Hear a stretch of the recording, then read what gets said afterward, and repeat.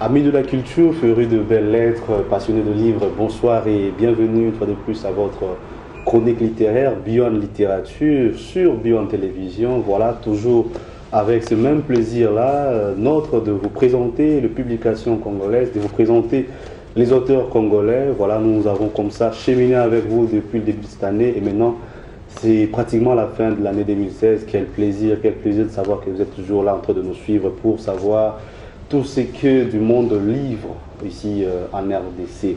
Voilà, ce soir, nous recevons pour vous un autre auteur, bien sûr, celui-là évolue plus dans le terrain de la fiscalité. Il s'appelle Monsieur Théophile Ilekola Imanga. Il est donc inspecteur dans le domaine des impôts.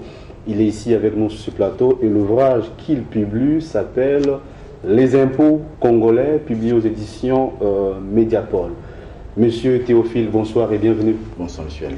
Voilà, c'est tout un grand plaisir de vous avoir sur ce plateau de Beyond Télévision. Moi aussi, j'ai vraiment beaucoup de plaisir d'être invité et d'être à votre côté parce que je sais qu'on va parler de bonnes choses. Voilà, des très bonnes choses et ces choses-là, c'est sur les impôts, sur la fiscalité. Sur la fiscalité. Voilà, donc l'ouvrage, je rappelle le titre, est intitulé Les impôts congolais, publié aux éditions L'Harmattan, c'est Mediapol. Et en glose, vous dites donc de sources du droit congolais, des origines à la réforme de 1969 et des impôts actuels du pouvoir central et des provinces. Mais voilà, on va essayer quand même de dire un tout petit mot sur vous. Ce qui est écrit à la 4e de couverture de ces livres, c'est une présentation qui est très lapidaire sur vous, mais on va avoir un peu la note qu'on a ici pour dire exactement qui est Monsieur Théophile, auteur de cet ouvrage. Alors un mot sur vous, c'est que vous êtes père, marié, donc père de plusieurs enfants, oui. Licencié en français à l'ISP Mbandaka, ce qui est très intéressant, on va en revenir.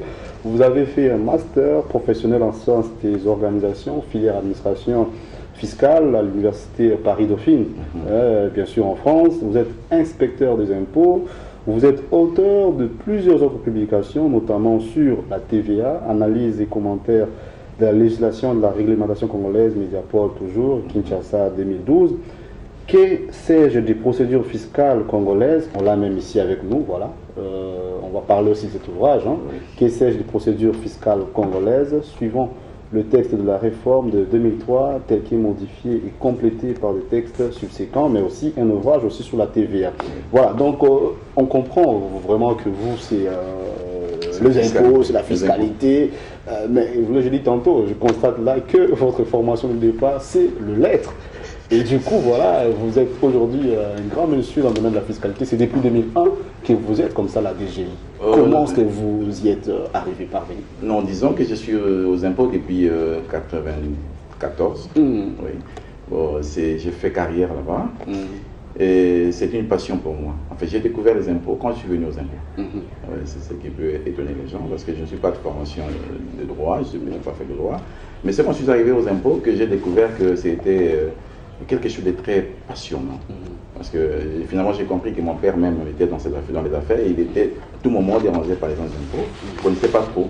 Mais quand je suis allé aux impôts, j'ai découvert et j'ai aimé. C'est comme ça que je me suis mis à fond pour comprendre d'abord la chose. Et c'est ce que je comprends le mieux. C'est ce que j'aime le plus. C'est comme ça que j'ai dit, bon, c'est que moi je connais, il faut que je partage avec les autres. Et je me suis mis dans l'écrit pour donner le b.a.-ba de la chose, parce que j'ai l'impression que les gens ne comprennent pas très bien ce que c'est. Tout à fait, c'est vraiment un vademecum, c'est vraiment le b.a.-ba de l'impôt, les impôts congolais et que sais-je des procédures fiscales congolaises. Mais finalement, c'est à quel moment que vous dites que je dois absolument publier cet ouvrage pour que les gens sachent, parce que vous savez, pris beaucoup de temps comme ça. Oui, c'est vrai, le déclic, c'est quand j'ai commencé à recevoir beaucoup d'étudiants qui voulaient connaître un peu des impôts, sur les impôts, et bon, je me suis dit, mais pourquoi ne pas carrément immortaliser la chose, c'est-à-dire écrire et matérialiser toutes les explications que je donne pour que l'on ne vienne pas vers moi, mais qu'on me lise à travers mes écrits. Et je me suis dit, j'ai décidé d'écrire, et c'est surtout avec la TVA. Parce que quand la TVA a commencé, j'ai dit, mais ça, c'est un impôt de grande calibre, de grande valeur, mais si les gens ne comprennent pas ça, nous risquons de ne pas bien avancer avec la réforme. Alors j'ai écrit mon premier livre sur la TVA. Et je pense que cela était très important parce que moi-même j'étais aussi formateur de TVA lorsqu'on a lancé la réforme. La TVA, c'est la taxe sur la valeur ajoutée. La TVA, c'est la taxe sur la valeur ajoutée. C'est un impôt qui a été institué en 2010, en fait. La loi qui institue la TVA en 2010. Et c'est lorsque on a prôné cette réforme-là que je me suis dit, non, il faut écrire déjà sur la TVA pour que les gens soient informés. Ça, c'est mon premier ouvrage. Et ça a connu un succès quand même. Et puis je me suis dit, mais pourquoi ne pas parler des autres impôts?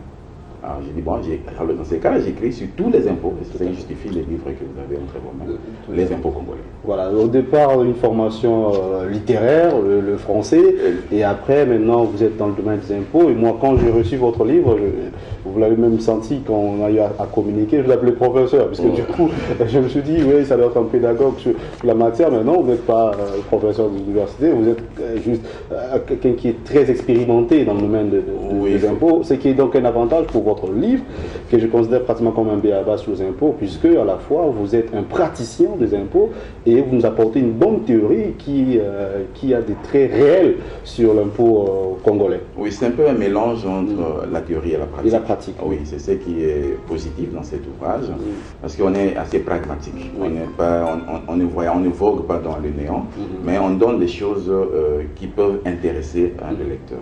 Et comprendre la chose facilement avec l'œil d'un non-juriste. Voilà, parce que, bon, en fait c'est ça le problème. Parce que si on se verse dans les juridismes, on risque de ne pas bien comprendre. Alors moi, j'ai estimé que en écrivant dans un style assez peu savant, et un style qui est abordable, simple, les gens peuvent facilement comprendre la chose. Tout à fait. Parce que, en tout cas, vous pouvez faire un petit sondage et vous verrez que les gens ne maîtrisent pas très bien les impôts dans ce pays. Tout d'abord, qu'est-ce que l'impôt? Oui, tout d'abord, l'impôt, voilà, c'est une très bonne question. L'impôt, en fait, c'est un prélèvement que l'État fait d'autorité. On vient un prélèvement obligatoire que l'État fait sur les revenus des personnes, réalisés par les personnes, sur la jouissance du patrimoine de quelqu'un. Vous avez votre véhicule, mais avant de l'utiliser pour en jouir, vous devez payer quand même quelque chose, n'est-ce pas? Il y a aussi l'impôt, en fait, c'est un prélèvement que l'État fait aussi sur les consommations que vous faites. Principalement, là, le droit sur la consommation, le grand impôt que nous avons sur la consommation, c'est la TVA, à titre d'exemple. Donc, en fait, c'est ça le problème. La différence entre l'impôt et une taxe, c'est quoi? C'est au niveau de la contrepartie. Parce que l'impôt, c'est un impôt, c'est un prélèvement qui n'a pas de contrepartie directe. La contrepartie est là. Je suppose que c'est autour de la bonne gouvernance, de l'argent que l'État collecte et tout. C'est à ce niveau-là qu'il faut aller chercher la contrepartie. Mais elle n'est pas directe, parce que si vous payez, ne croyez pas que, puisque vous avez payé un impôt, on doit arranger la route qui est devant vous. Donc c'est un peu ça. Mais par rapport à la taxe c'est quelque chose, si vous payez, vous devez, on doit vous rendre un service. Je paye ma taxe par exemple sur les ordures, je m'attends à ce que l'on vienne récupérer les ordures devant ma maison, par exemple. C'est ça la différence entre la taxe et l'impôt. D'accord, là déjà c'est un premier déblayage conceptuel très intéressant, parce qu'il fallait que ceux qui nous suivent puissent bien comprendre la chose. Et donc, je disais, vous n'êtes pas pédagogue, mais du moins vous présentez un ouvrage, un b.a.-ba sous une bonne forme pédagogique, une matière très bien présentée, déjà pour pas avoir le contenu, la table de matière comme elle se présente. Donc vous partez de sources et genèse des impôts, vous parlez de l'histoire des impôts, vous parlez de la répartition des impôts, mais ce qui est intéressant, c'est qu'avec cet ouvrage, vous limitez des impôts tels que prélevés par la DGI. Vous n'allez pas aux impôts d'autres secteurs, parce que vous avez voulu vous fixer un peu sur ces impôts-là que prélève la DGI, qui est la Direction Générale des Impôts ici à Kinshasa. Voilà.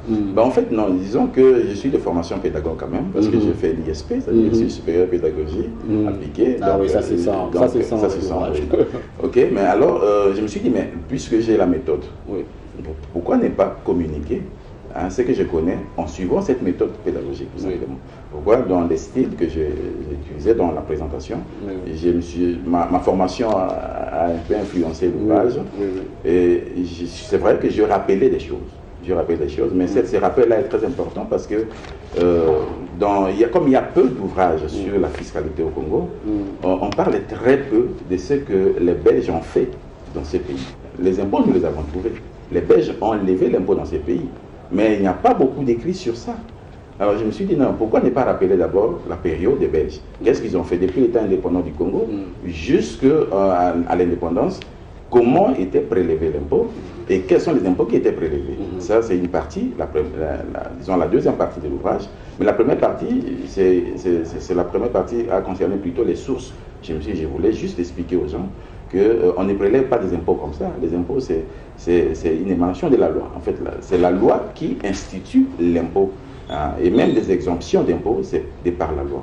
Donc, je voulais expliquer que les gens comprennent qu'on ne peut pas se révéler. Pas d'impôt sans la loi. Voilà, donc il n'y a pas d'impôt sans la loi. Ça, c'est la première partie. La deuxième partie, c'est l'historique là que j'ai présenté. Et la troisième partie, je parle des impôts qui sont levés aujourd'hui. Et aujourd'hui, il y a des niveaux de gestion. Il y a au niveau national la DGI qui s'occupe des impôts nationaux. Et au niveau des provinces, chaque province a sa régie. Et ici, à Kinshasa par exemple, nous avons la DGAK. D'accord, ça c'est quand même très intéressant. La deuxième partie, vous parlez, je pense que c'est à ça que s'attend le téléspectateur et moi-même quand je suis tombé sur l'ouvrage, c'était ça qui m'intéressait le plus, sont comme ça le prélèvement fiscaux actuel en République démocratique du Congo. Oui. Parce que ceux qui nous suivent se disent, mais apparemment, il y a trop d'impôts. Trop d'impôts en RDC, on ne comprend pas ce qui fait même que les gens sont tellement embrouillés, ils ne comprennent pas. Il y a l'IPR, il y a l'ICA, il y a ceci, il y a cela. Mais comment comprendre tout ça? Quels sont les impôts qui sont prélevés? Vous le dites si bien dans l'ouvrage, mais je vous permets quand même que vous puissiez mettre un peu l'eau dans la bouche pour ceux qui nous suivent et comprendre un peu comment se présente un peu cette procédure-là de la fiscalité en RDC et ces différents impôts qui sont légalement prévus pour être prélevés ici par la DG. Ok, bon, en fait, le problème, c'est qu'il y a d'abord une confusion dans la tête, souvent des gens, quand on parle de fiscalité, c'est très vaste. La fiscalité, il n'y a pas que les impôts, il y a aussi même les taxes. Oui. Donc au niveau de la DGRAD, par exemple, c'est que la DGRAD perçoit, c'est aussi la fiscalité.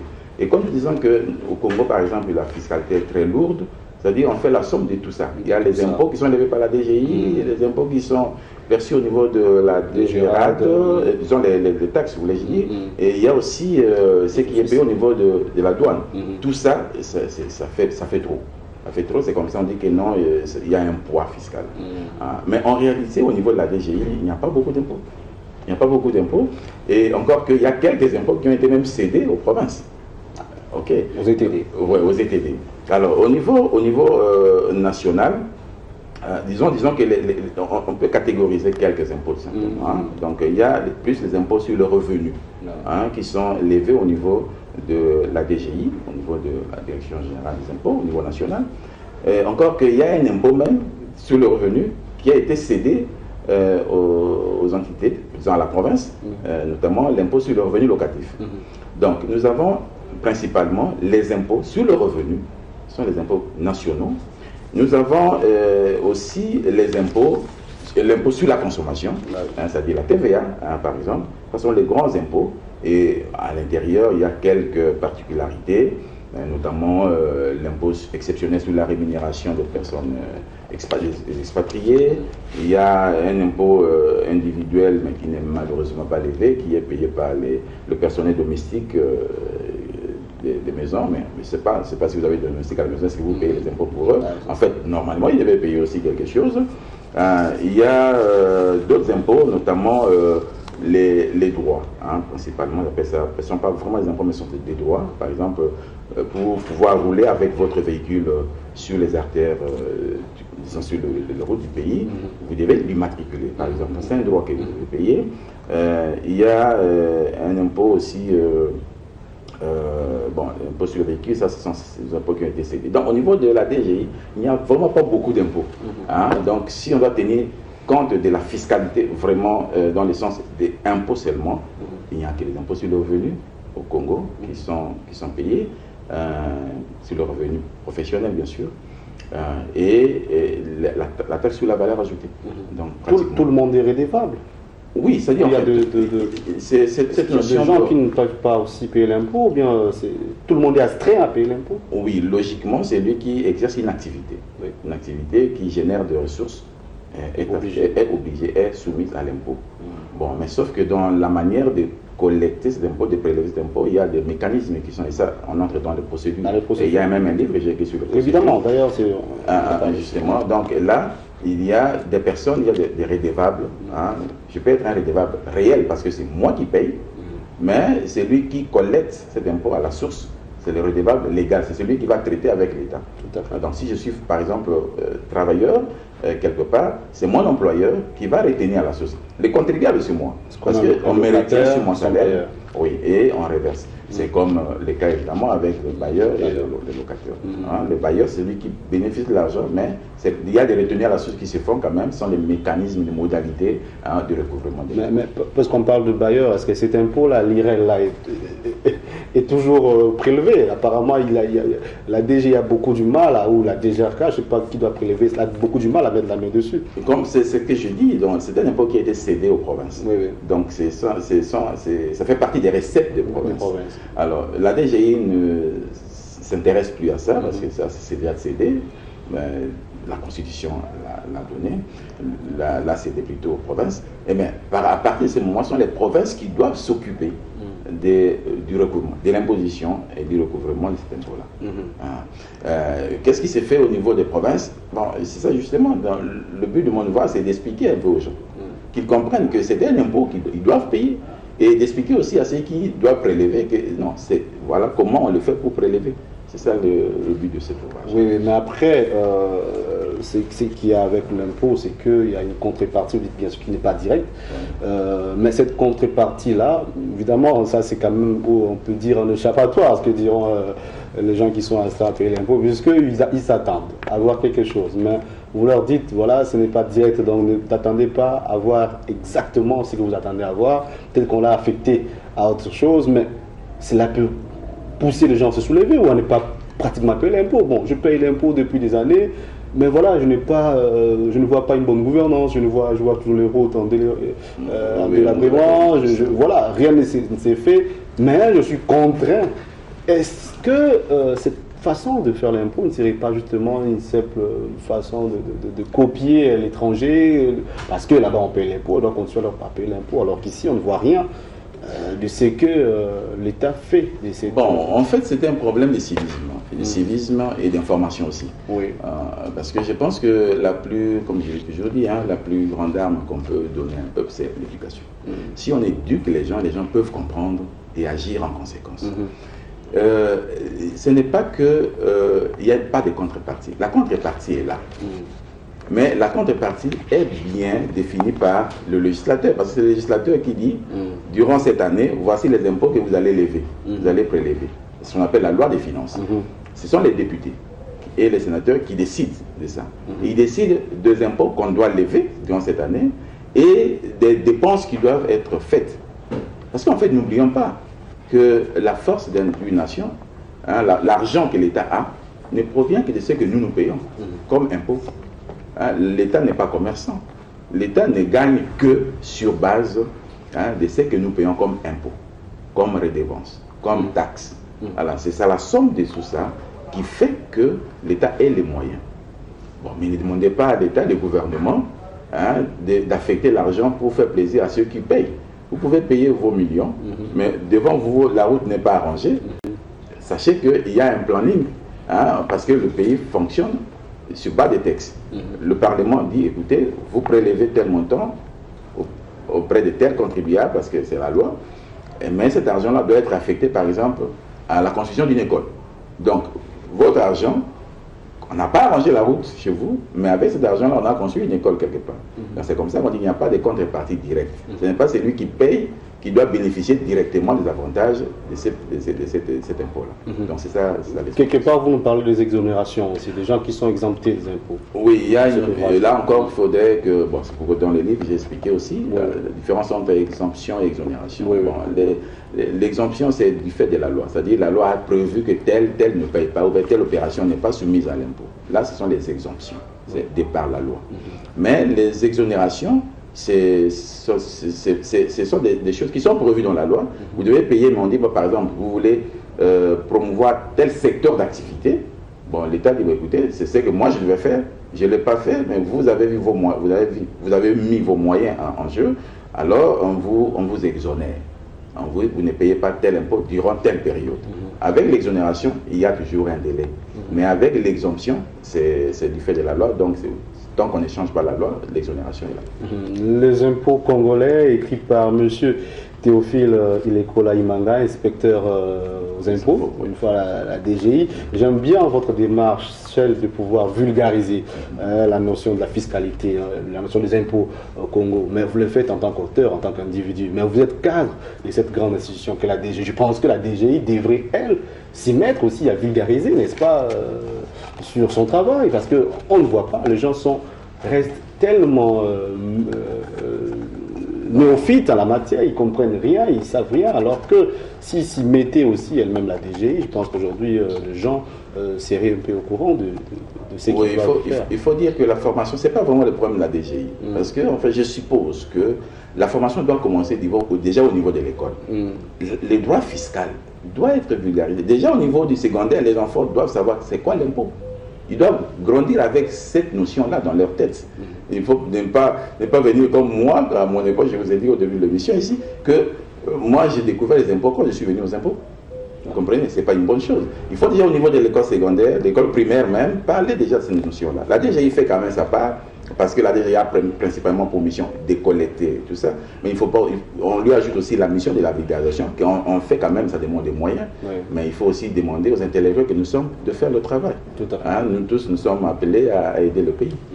Je vous remercie beaucoup pour vos précisions en cette matière. Je rappelle le titre de l'ouvrage, Les impôts congolais. C'est vrai, on n'a pas eu le temps d'aborder suffisamment le deuxième ouvrage, qui est Sèche des procédures fiscales congolaises. Je pense bien qu'on aura notre numéro où on restera sur ça, parce que ceux qui ont suivi ont essayé d'avoir une idée sur les impôts, sont aussi impatients de savoir comment s'exécute exactement la procédure en termes de fiscalité ici au Congo. L'ouvrage, je l'ai dit, est publié aux éditions Mediaspol, mais pour le trouver, parce que c'est vrai, on va vous contacter avec votre numéro, mais est-ce qu'il est placé en librairie ici à Kinshasa, à l'étranger, pour ceux qui nous suivent dans d'autres pays, à Paris, voilà, à Côte d'Ivoire ou ailleurs?